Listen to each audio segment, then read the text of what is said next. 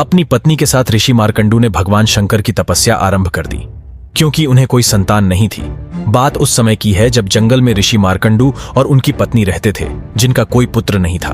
तो उन्होंने अपनी पत्नी के साथ भगवान शंकर की तपस्या आरंभ कर दी। उनकी तपस्या से प्रसन्न होकर भगवान शिव ने उन्हें पुत्र प्राप्ति का आशीर्वाद दिया और कहा कि तुम्हें मूर्ख दीर्घायु पुत्र चाहिए या गुणवान अल्पायु पुत्र। तो ऋषि ने गुणवान पुत्र की इच्छा प्रकट की। महादेव ने कहा कि तुम्हारे एक गुणवान पुत्र होगा, परंतु उसकी आयु 16 वर्ष ही होगी। यह कहकर भगवान अंतर्ध्यान हो गए। भगवान के दिए वरदान के अनुसार मार्कंडू ऋषि के पुत्र की प्राप्ति हुई। वह बहुत ही गुणवान और विद्वान था। जब उनकी आयु 15 वर्ष हो गई तो ऋषि मार्कंडू को उनकी मृत्यु का भय सताने लगा।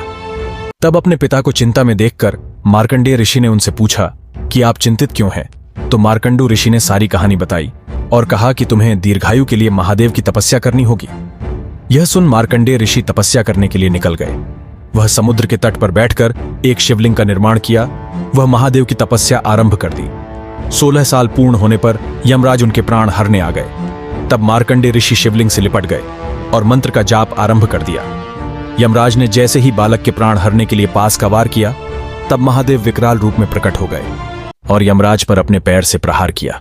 वह भी महादेव का विकराल रूप देखकर घबरा गए और क्षमा याचना करने लगे और कहा, महादेव मैं तो विधि के विधान के अनुसार ही चल रहा हूं। इनकी आयु आपने 16 वर्ष ही की थी, इसीलिए मैं तो अपना कार्य कर रहा हूं।